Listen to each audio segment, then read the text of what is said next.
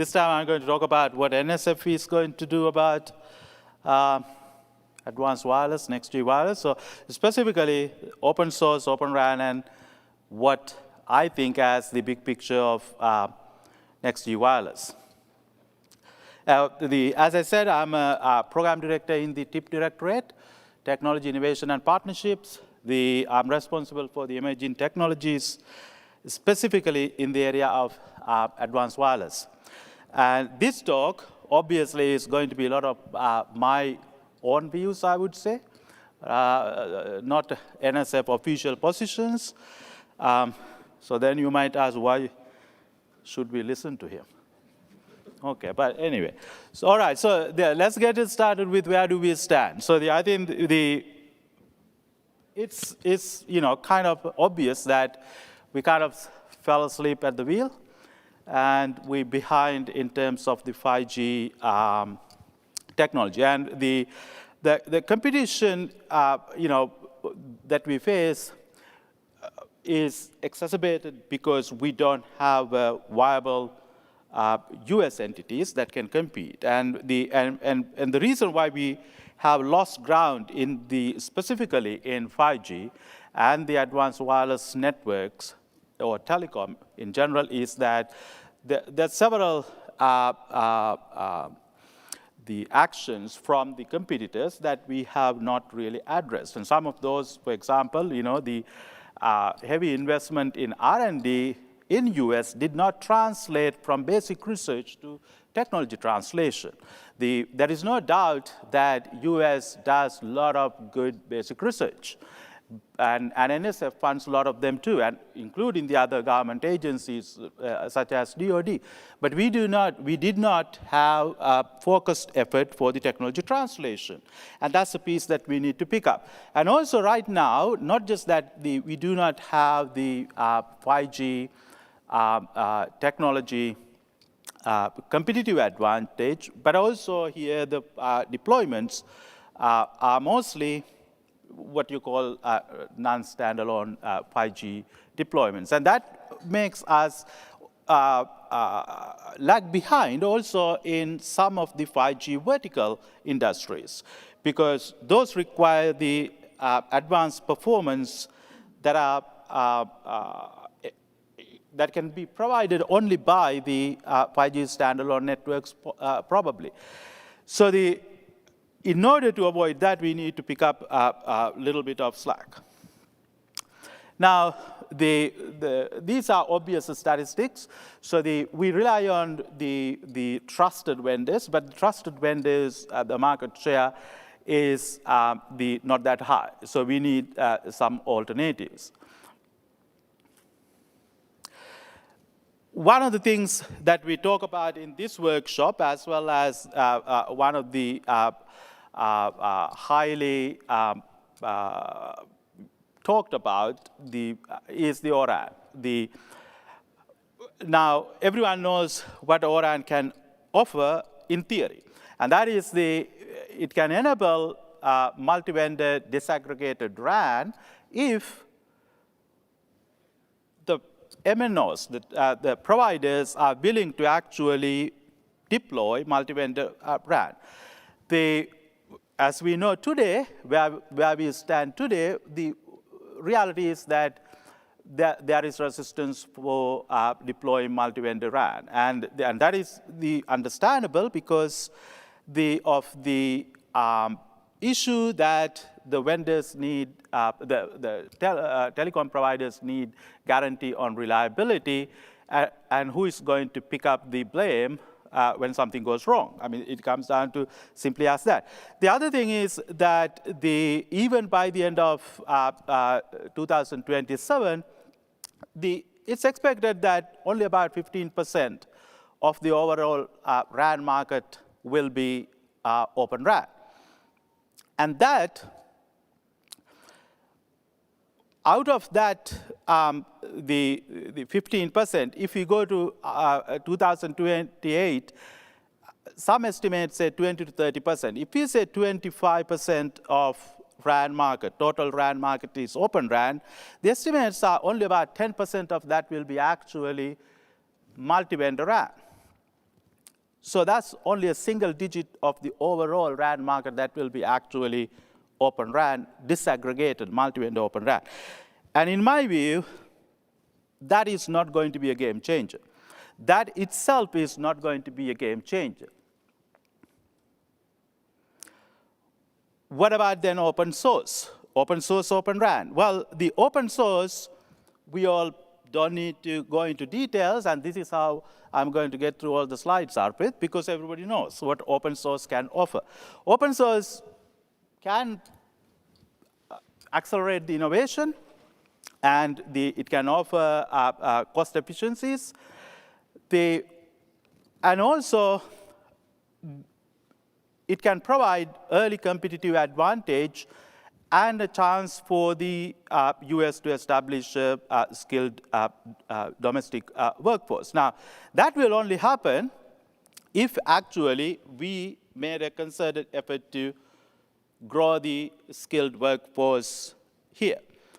And for that, we need to make sure that some of these efforts, we actually, and that's why in the previous panel, I asked, what can academia do? For example, we need to get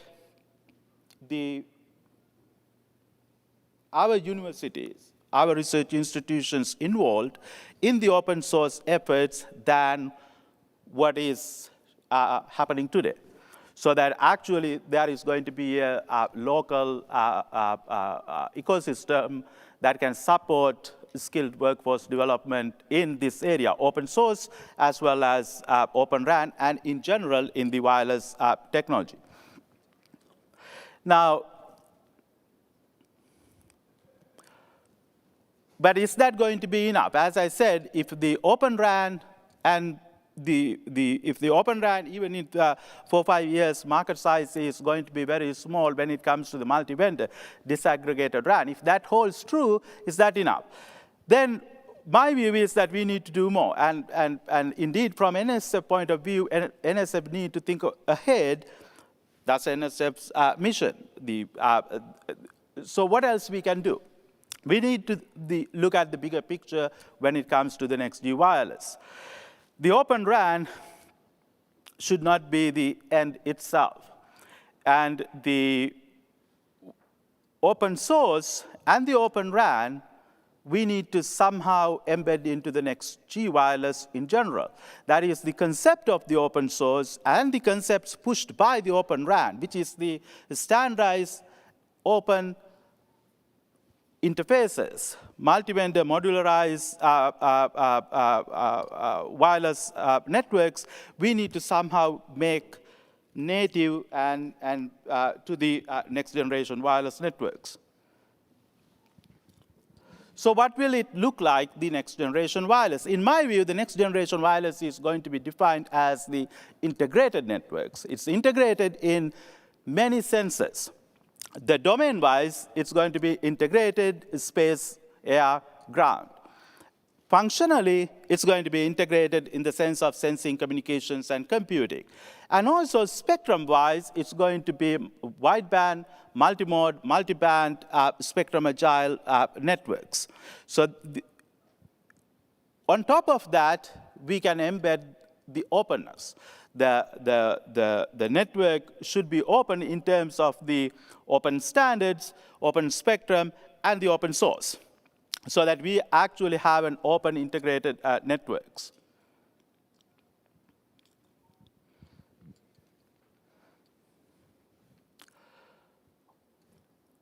So given that the next generation wireless, if we are to get a competitive advantage, we need to play for our strengths. We need to capitalize on our interests, and we need to leverage our strengths. So for that, I'm going to show you 3 areas that US actually has strengths right now. One is the cloud. US dominates when it comes to the cloud market. The software industry. US obviously has an advantage in software and IT industry. And the space industry. So if the next generation wireless is going to be this integrated, networks, integrated space, air, ground, open, then I think what we should do is we should leverage and we should call for action by those industries and establish a coalition where actually we take the leadership in establishing the standardization process and defining what the networks should be in the next generation. And for that, I think the US space, both traditional as well as the newcomers, can take leadership along with the partnerships with Linux Foundation and other agencies. And this we can do with partnerships with our like-minded countries, global partnerships.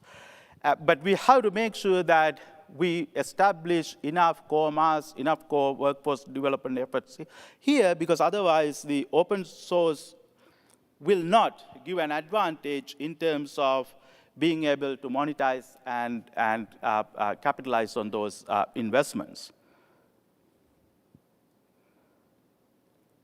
Now, what does NSF specifically do in this area?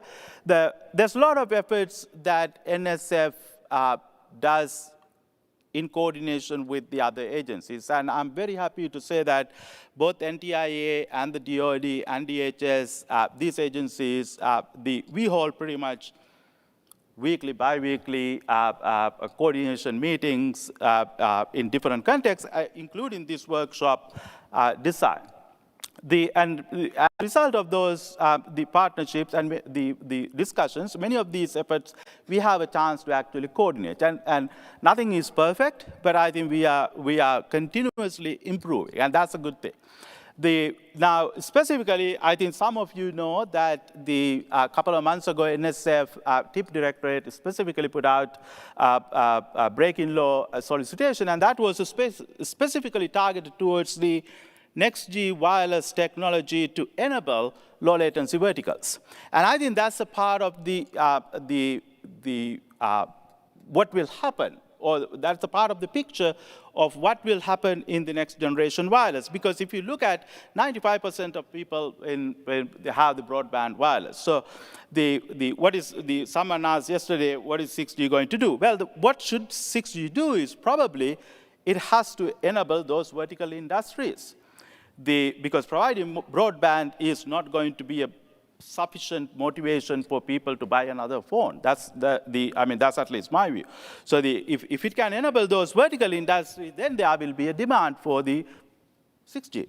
So that's part of that solicitation, and also the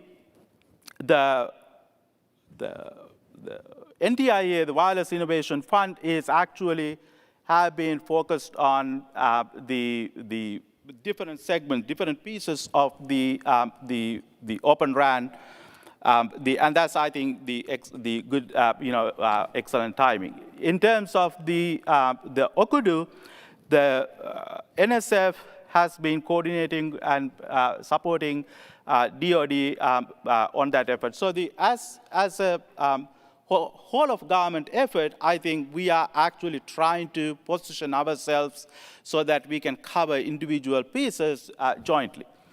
And in my view, what is missing for the Open RAN is actually a system integrator. Part of the reason why the telecom providers does not want to go for the multi-vendor Open RAN is that who is going to take the blame when something goes wrong? And that has to be somebody, a third-party system integrator, who is willing to do the system integration and act as the point of contact for when something goes wrong in any piece of the RAN. And there might be a business opportunity for somebody to step in and develop a system integrator role in that opportunity.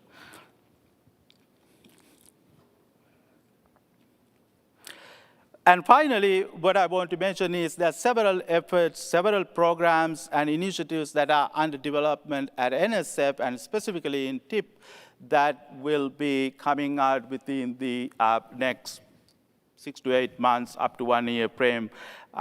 So those include some of them that are currently existing or previously funded efforts, but new calls or the new rounds of funding. And that includes the regional engines and the convergence accelerator. So the regional engines are $160 million 10-year awards, and those are the biggest awards that NSF has been given.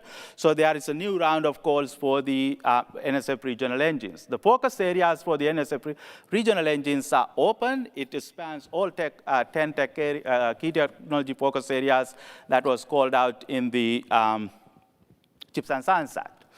And the new round of convergence accelerators actually are different from the previous convergence accelerator round, where each convergence accelerator was focused on one specific area called a track.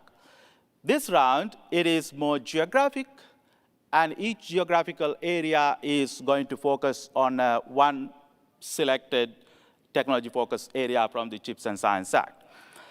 And then also 2 other concepts that was defined in the Chips and Science Act for NSF to pursue programs, develop programs, is testbeds and accelerators.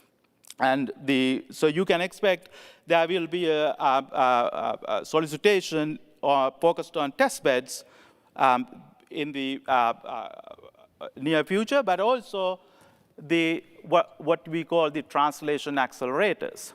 The translation accelerators are going to be tens of millions of dollars over 5 to 6 year time frame, looking at specific technology focus areas and how to mature the technology and how to achieve the technology translation so that actually you can bring something to market and something to the society so that it can have an impact.